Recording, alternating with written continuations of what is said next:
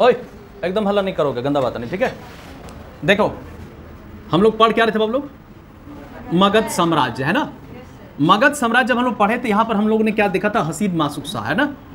तो ये हसीन हा से हर्यक वंश आया। मगध राजवंशों, मगध साम्राज्य पर टोटल 7 राजवंशों ने राज किया, जिसमें से जो सबसे पहला आपका कौन था बाबू लोग, हर्यक वंश। हर्यक वंश ये कब से कब तक चला बच्चा, 544 से लेके 400 BC तक है ना। इसमें जो इंपॉर्टेंट राजा लोग आए वो कौन कौन से आए, इनके संस्थापक का नाम है बिंबिसार। बिंबिसार, और बिंबिसार के बाद इनका लड़का का नाम आया अजातशत्रु। अजातशत्रु, और उसके बाद इनका लड़का उदायन। उदायन, और इसके बाद इनका लड़का नागदशक। कौन आए, नागदशक, बोलिए हाँ कि ना। और ये समय जो था इनके नागदशक के जो आपके सेनापति थे जिनका नाम था शिशुनाग। क्या नाम था वो लोग, शिशुनाग। ऐसा कहा जाता है कि शिशुनाग एक माने कि एक वैश्य से जन्म लिए थे, समझ में आ रहा कि नहीं। तो शिशुनाग ने इसको खत्म करके और नाग वंश का यानी कि कौन सा वंश, शिशुनाग वंश का स्थापना किया, ठीक है। शिशुनाग वंश का स्थापना किया, बोले हाँ के ना। और शिशुनाग वंश जो है आपका वो कब से कब तक चला, 412 से लेकर के हाँ 344 BC तक, बोलिए हाँ कि ना। समझ में आ गया। अब शिशुनाग में प्रमुख राजा लोग कौन कौन थे, सबसे पहले तो आपके यही हो गया शिशुनाग। कौन हो गया बाबू लोग, शिशुनाग। दूसरा कौन है, कालाशोक। कौन है, कालाशोक, ठीक है। और इसके बाद तीसरा कौन, महानंदी वर्मन। कौन बाबू लोग, नंदी वर्मन। समझ में आ रहा कि नहीं, महानंदी वर्मन। यूं तो इन्हें कहा जाता है कि क्षत्रियों का था, लेकिन अपितु ब्राह्मणों का था, लेकिन यहां से क्षत्रिय चला आता है। समझ में आ रहा कि नहीं, ध्यान देना, समझो। इतिहास में एक बड़ी खराब चीज ये रहा है कोई भी राजा का। देखो राजतंत्र में कभी कोई गड़बड़ी नहीं हुआ है, ना आपका घुसखोरी होगा ना कुछ और। राजा लोग ही भ्रष्ट हुआ करता था। अगर कोई अच्छा राजा रहा, महत्वाकांक्षी रहा, तो उसका पराक्रम दूर तक, उसका एकदम दूर तक उसका डंका बजा। और कोई एकदम क्षुद्र बुद्धि का छुछुंदर टाइप रहा, उसका डंका बस छोटे में बच करके खत्म हो गया और उसका खत्म होना फिक्स है। बोलो हाँ कि ना। आप ध्यान दीजिए, इन लोग का जो लक्षण है वो लक्षण क्या था, यहीं से चला बियाह करने का पड़ता है एक से ज्यादा। बोलो हाँ कि ना, समझ रहे कि नहीं। और आप ध्यान धरिएगा, पूरा इतिहास में जो एक से जो ज्यादा शादी किया उसका नाश फिक्स हुआ है। किसी का भी आप देख लीजिए, बिंबिसार बहुत सारा बियाह किया, इसका बेटा ने इसको छुरी से मार करके खत्म कर दिया। अजातशत्रु भी शादी बहुत ज्यादा किया, इसको भी खत्म कर दिया गया। उदायन जो है ये भी तुम्हारा शादी किया, ये अपना लेकिन लड़का से पूछते रहता था कि तुमको शादी करना था हमको बोल देना, इसलिए बोल देना क्या कि भैया तुम हमें ना मार दो। बात समझ में आ रहा है भाई, समझ में आ रहा है। तो नाग ये, हालांकि ये एक अयोग्य शासक घोषित हुआ और इसके बाद यहां पर लोगों ने इसको खत्म कर दिया। बात समझ में आया। तो शिशुनाग में कै गो राजा लोग आए, 3 गो। बोलो, शिशुनाग, कालाशोक और आपका महानंदी वर्मन। बोलो हाँ कि ना। ध्यान दीजिएगा, इसके बारे में अभी जस्ट बताते हैं, अभी कुछ सेकंड आप रुक जाइए, ठीक है। लेकिन एक बात, यहां पर महत्वपूर्ण घटना घटा था। वो महत्वपूर्ण घटना क्या था, बिंबिसार के समय में आपकी राजधानी कहां था, राजगीर, जिसे राजगृह कहते हैं ना। समझ में आ रहा कि नहीं। अजातशत्रु के समय में भी वहीं रहा था। समझ में आ रहा कि नहीं। उदायन ने क्या किया, इसकी जो राजधानी तक कहां ले आया, पाटलिपुत्र, और एक शहर का निर्माण किया, उसको क्या कहते हैं, पटना। गंगा और सोन नदी के सभी में जो शहर है पटना, उसका निर्माण उदायन ने करवाया था। बोलिए हाँ कि ना। इस अजातशत्रु के समय में सबसे अच्छी जो घटना होती है वो कौन सा, बौद्ध संगीति। कौन सा बाबू लोग, यानी पहला फर्स्ट जो आपका बौद्ध संगीति जो हुआ वो किसके समय में हुआ, बोलिए हाँ कि ना। संगीति तब हुआ जब यहाँ पर खुद गौतम बुद्ध यहाँ पर डेथ कर जाते 483 ईस्वी पूर्व में। बोलो हाँ कि ना। समझ में आया। ठीक यहां पर अगर तुम बढ़ोगे ऐसे करके डायरेक्ट यहां पर कालाशोक, तो कालाशोक के समय में हुआ था दूसरा बौद्ध संगीति। बोलिए हाँ कि ना। समझ पा रहे हो। और बौद्ध के लिए मैंने एक ट्रिक बताया था, क्या, 4 3 2 1। याद आया, याद आया। 483 383 255 और 172। बोलिए हाँ कि ना। आई बात समझ में। 483 में किसका हुआ, अजातशत्रु के समय में गौतम बुद्ध की पहली संगीति हुई बौद्ध धर्म का। 383 में हुआ तुम्हारा कहां, कालाशोक। क्या बाबू लोग, कालाशोक। उसके बाद तीसरा कहां हुआ बाबू लोग, अशोक के समय में। कहां पर हुआ, कहां पर हुआ, पाटले। बोलिए हाँ कि ना। समझ में आ रहा है। और उसके बाद किसके समय में हुआ, कनिष्क के समय में, लास्ट 172 ईस्वी में। बोलिए हाँ कि ना। ईसा पूर्व में, नोट ईस्वी। बात समझ में आ गया क्या। गौतम, इस संगीति को अगर आप याद कर लिए चारों, तो आपका एक ना एक समय में आपको बहुत अच्छा समय में आपको मदद करेगा। इसमें क्वेश्चन आता ही आता है। आगे मैं बढ़ूं, ध्यान दीजिएगा। अभी आपका एग्जाम होने वाला JSSC का, होने वाला है बिहार में, होने वाला है आपका झारखंड उत्पाद का, और अभी आप ये सब पढ़ रहे हो, आपको गारंटी मैं बता रहा हूं इन सब जगहों से आपका एक ना क्वेश्चन दागेगा जरूर, फिक्स है। समझ में आ रहा कि नहीं? क्योंकि हाल ही में 2019, 20, 21 ये सभी में महाजनपद से सवाल आता है। बात समझ में आ रहा है? कोई दिक्कत यहां पर? अब आई यहां पर आप लोग ध्यान दीजिएगा। नागदशक को मार करके शिशुनाग वंश ने नागवंश का स्थापना किया, शिशुनाग वंश का स्थापना किया, ठीक है। उसके बाद इनका बेटा आया कालाशोक। कौन है बाबू लोग? कालाशोक। समझ में आ रहा कि नहीं? उसके बाद है महानंदी वर्मन। महानंदी वर्मन क्या किया था पता है आपको? महानंदी वर्मन जो था उसकी अपनी पत्नी थी ही थी, लेकिन जैन धर्मों के अनुसार और एक पुराने के अनुसार महानंदी वर्मन एक छोटे ही कास्ट की औरत से शादी कर लिया था। हमने प्रेम प्रसंग चल गया था, शादी नहीं किया था वो, मैंने उसको रख लिया था। जैन धर्म में कहा गया था एक वैश्वा से शादी किया, समझ रहा कि नहीं? और जिसके वजह से क्या हुआ, यहां पर एक लड़का पैदा हुआ जिसका नाम था क्या बाबू लोग? महापद्मनंद। क्या नाम था? महापद्मनंद। जोर से बोलो, महापद्मनंद। महापद्मनंद। समझ में आ रहा कि नहीं? अब थोड़ा सा कथा पर ध्यान दीजिए, थोड़ा सा। महापद्मनंद जो है उसे इतिहास में कहा गया है कि ये आपके नाई जाति के थे। कौन से जाति के थे? नाई जाति के। सारे बोलो, नाई जाति के थे। हाँ कि ना? Yes sir. और इनके पिताजी का नाम महानंदी वर्मन। महानंदी महानंदी वर्मन जो अपने खून वाले को जितना वैल्यू दिया, क्या महानंदी वर्मन लोगों को देगा? देगा? अगर आपने किसी से शादी किया, आप 1 करे 2 करे डजन मैटर, ठीक है, लेकिन अगर आप किए, हालांकि करना नहीं चाहिए, अगर आप किए हो तो आप उनके बच्चों को भी उतना सम्मान दें जितना कि आप लीगल तरीके से शादी के उनको दिए हुए इज्जत। बोलो हाँ कि ना? और अगर आप बराबर से साझेदारी नहीं देते हैं तो उसका इतिहास में एकदम खून से वो इतिहास रंगा जाएगा। बोलो हाँ कि ना? हाँ कि ना? आपको पता है हम लोग महीना में 1-2 बार ऐसा समय आता है जब हम लोग अपनी जान को लेकर हथेली पर लेकर चलते और बैठते हैं आराम से। वो जगह कौन सा होता है? एक नाई का दुकान। बोलो हाँ कि ना? समझ रहे हो? चक चक चक चक। इमेजिन करिए। नहीं आप लोग के लिए नहीं है ये। लड़के लोग दाढ़ी बनाएगी, बहुत सारे लोग बनाते हैं। कौन कौन बनाया जी? तुम बनाया ही है? बनाया है सर। ओ या में हो। देखो दुनिया में आप सबसे झगड़ा कर लेना, पर नाई लोगों से झगड़ा मत करना। समझ में आ रहा कि नहीं? क्योंकि महीना में आपको 2 बार जाके वही दुकान में बैठना पड़ेगा। अगर कहीं वो मेहरारू से लड़ करके यार मूड पूरा चिड़चिड़ाया हुआ है तो जान लेना यहाँ पर जाते हुए कहीं और ना कर दे। समझ में आ रहा कि नहीं? ठीक यही हुआ था महानंदी वर्मन के साथ में। इसके बच्चे यानी कि जो महापद्मनंद था, जो कि एक कहा गया कि छोटी जाति की औरत से इसका पैदाइश हुआ था और उसका बाप था तुम्हारा क्षत्रिय यानी कि महानंदी वर्मन, अपने बच्चों को अधिकार नहीं दे सका। इसी वजह से इसके जो थे महापद्मनंद के 7 बच्चे थे। कितने थे बाबू लोग? कितने थे? और एक खास मौका आया, उस मौका में पूजा पाठ हो रहा था, और जो पूजा पाठ हो रहा था इन्हें सोच लिया कि भैया दाढ़ी तो हम ही बनाएंगे। क्या करेंगे? क्या करेंगे? सारे बच्चों को बोला बेटा आज तुम्हारा बाप का इज्जत का सवाल है, ऐसा चाल चलो कि फिर से कभी तुम्हारे बाप के ऊपर कोई दाग ना लगाए कि तुम किसका बेटा हो, तुम्हें कोई छुआछूत ना माने। बोलो हाँ कि ना? इसने क्या किया, जैसे दाढ़ी बनाने के लिए बैठा, खुद अपने बाप के पास खुद बैठा, बोल दिया बाप तुम हमको जिंदगी में क्यों नहीं इज्जत दिया? बाप तो बोलता है बेटा हम तुमको इज्जत देते हैं लेकिन बहुत प्यार करते, तुमसे बहुत ज्यादा। तो प्यार करता तो कहाँ करता, दिखता कहाँ है? हमको छीनने में रख दिया है तुम। बोलो हाँ कि ना? हम भी तो राजपुत्र में है, हम भी तो राजा का बेटा है। तो फिर तो बोलता तो फिर हम क्या कर सकते हैं? सारे लोगों को ये समाज में ऐसे वैसे बोलते कोई बात नहीं, दाढ़ी जैसे बजा टन टन घंटा हमारा चेक। समझ मारा कि नहीं? महानंदी वर्मन के साथ साथ उनके जितने भी औलाद थे सभी को उनके 7 बेटों ने गला रेत कर खत्म कर दिया। समझ मारा कि नहीं?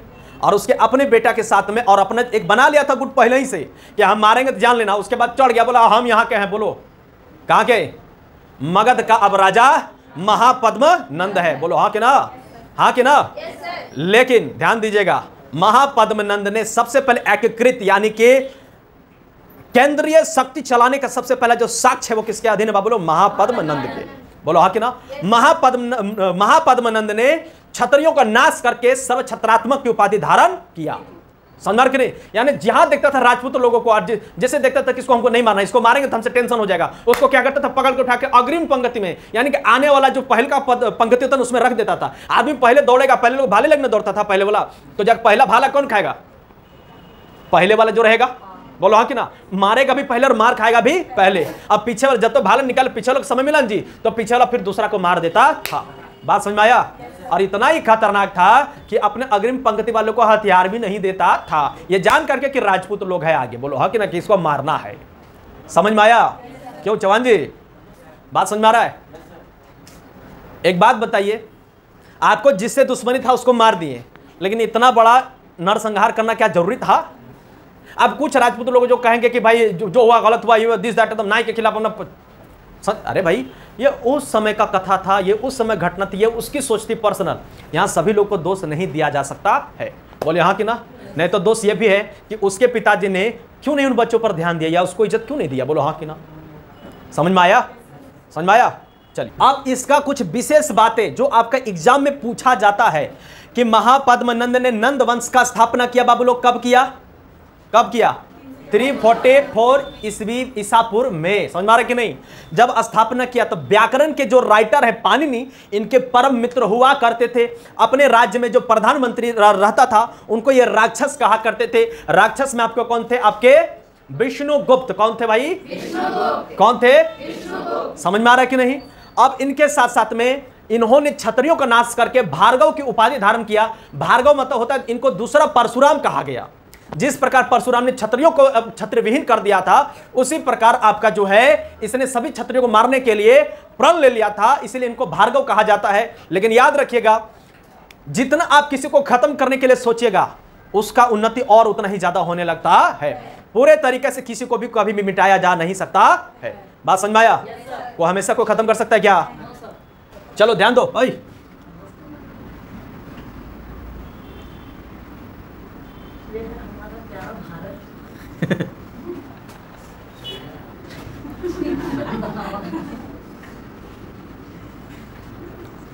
और ये रहा हमारा प्यारा भारत। समझ में आ रहा है कि नहीं?